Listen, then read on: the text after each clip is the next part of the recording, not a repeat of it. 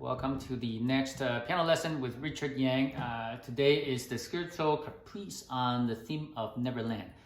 Kingdom Hearts Field and Battle album, the very first piece. So you can download the music, search it on Google. It's fairly easy to find. So this piece was, this is the last piece for this set of piano lesson videos from the Kingdom Hearts, from the Field and Battle album. Starting after this would be the original Piano Collections album. Okay, so this piece I recorded. This is the last piece, very last piece I recorded out of all the Kingdom Hearts, because in Field and Battle I decided to record in reverse order so that things get easier.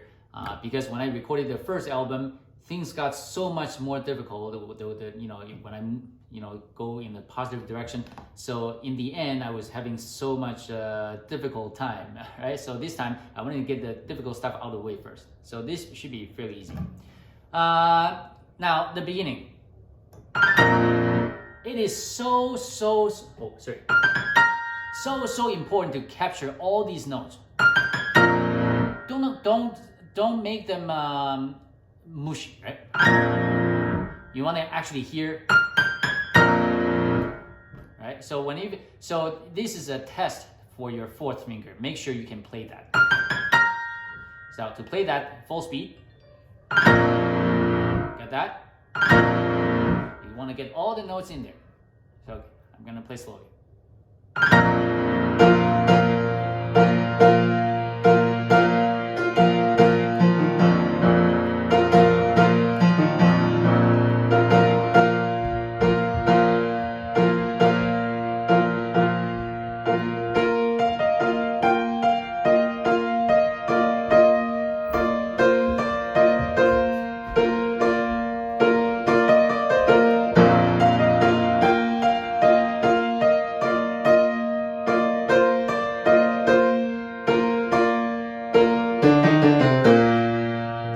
I'm not even going to go back again. This is so simple. You can play that, right? Now, section B, lots of jumps. Now, so you need to, practice this. Sorry.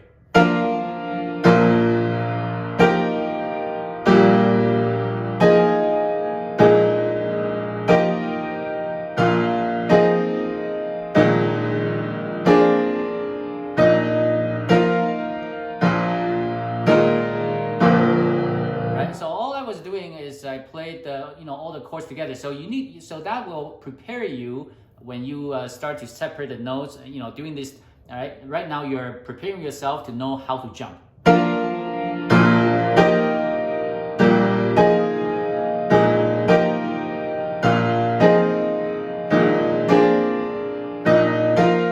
And once you can jump really well, then you can start separating the notes.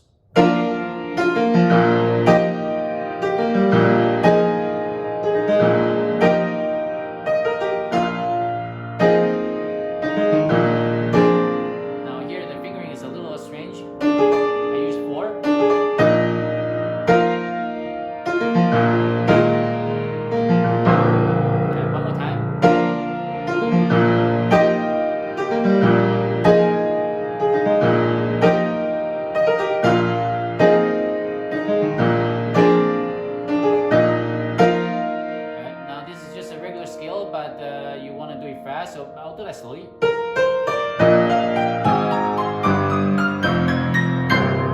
it's a fairly easy scale, right? It's and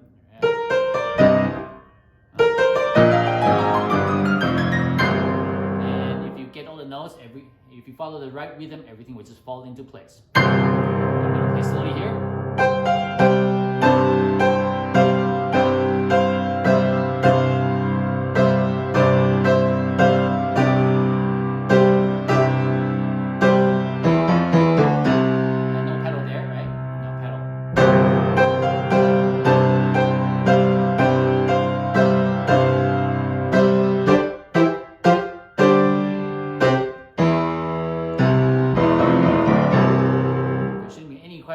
So far, there is absolutely nothing to this piece except to learn the notes. Right? Now, next one, this is probably a little more work, finally.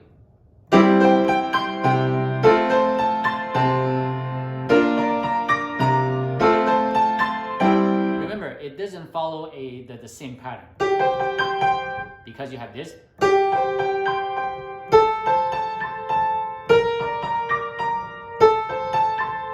Different. Different. Right? So just remember that it's not exactly the same. So slowly like this.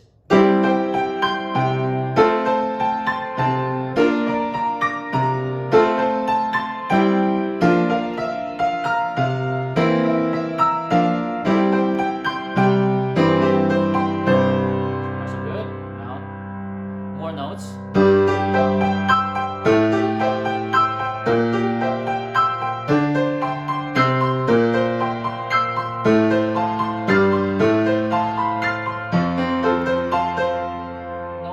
Again, no surprises here. I'm really surprised, you know, after 3 pages still there's nothing too bad, right?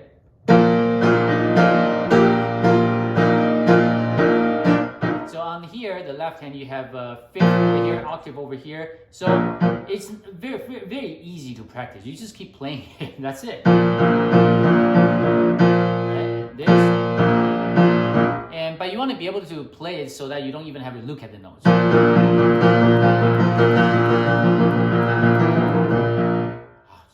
Anyway, so that's good enough, I guess.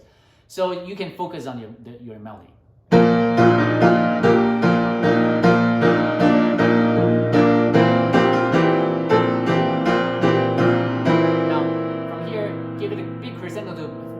Double 40.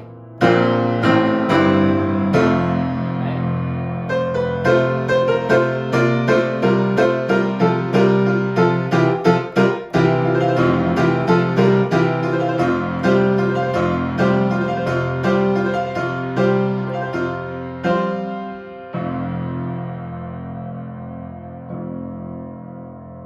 Okay, there's still absolutely no surprises. Section F. So you have many B flats. So a lot of times after you play a measure and a half, you kind of start to lose count. How many B flat have I played, right? So I always count in fours. So 1, 2, 3, 4. 1, 2, 3, 4.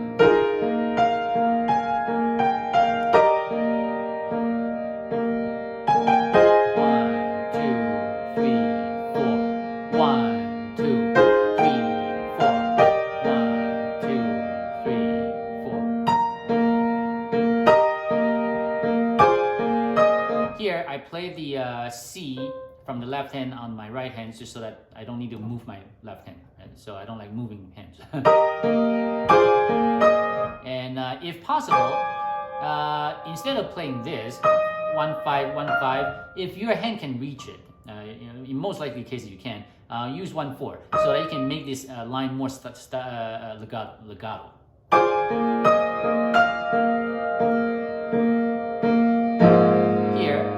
It's a very difficult part for me because my hand, as you can see, very small. So you can either do this or you can get some help from the right hand. Doesn't matter.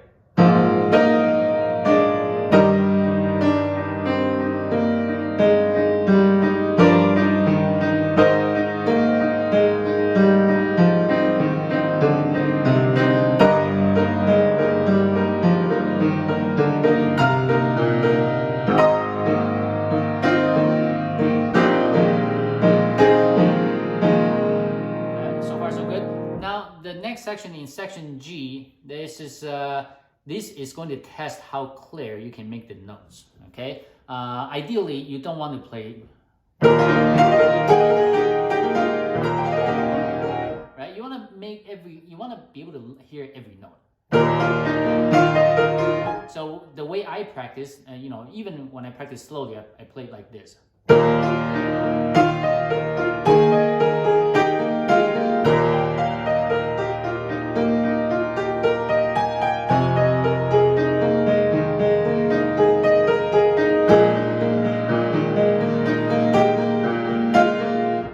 Make sure you can hear every single note, right? That's very important. And to achieve that, don't worry. Well, it is forte, but you can play loud enough, because when you play loud, that implies more control to your hand. When you try to play soft, that's when it becomes more difficult to control. Like loud, it should be easy.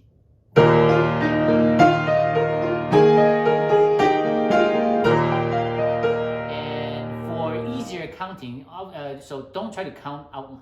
Well, at least I cannot. But don't try to count out loud. But internally, inside your head, count in fours. So 4 16th notes as one group, right? So one group.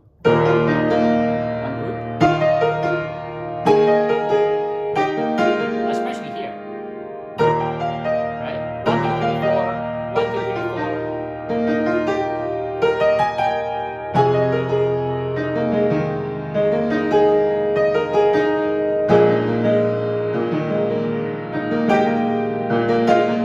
Right? If you count it that way in groups of 4 16th notes, that is, eventually, when you play it faster, you will appreciate the fact that you did it, because you will be able to make things go a little cleaner, in theory. So practice hard, of course. So remember, I'm going to give a little accent on every new group of notes.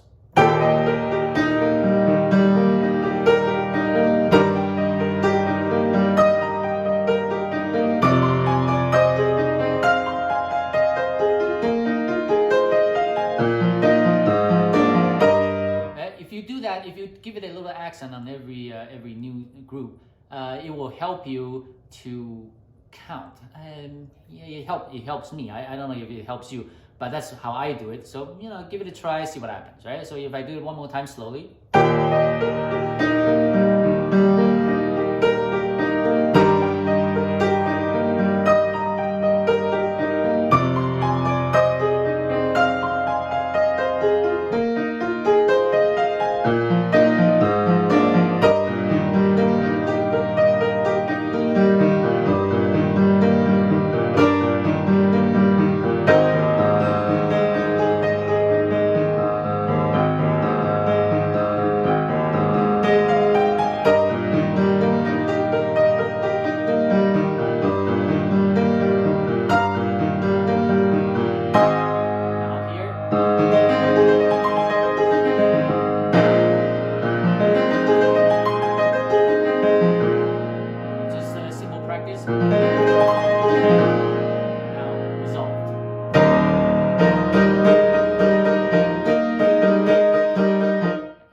Section H is kind of like a resolution. You start there's a new beginning, like for me. And now remember, it starts off double forte. However, you want to, every time you play a quarter beat, you want to not change the pedal, but do a little half pedal to let a little more sound go as you progress through these couple of measures. So the idea is to bring the double forte down to forte eventually, in 2 to 3 measures. Right? You don't want to keep the pedal down like this. Way too much. Nor do you want to change the pedal like this. That's too clear. You can be a little muddy, it's okay, but you want to eventually let the sound go. So by now, it should be a forte, not a double forte. Now here, why is that? Because here you need to go louder.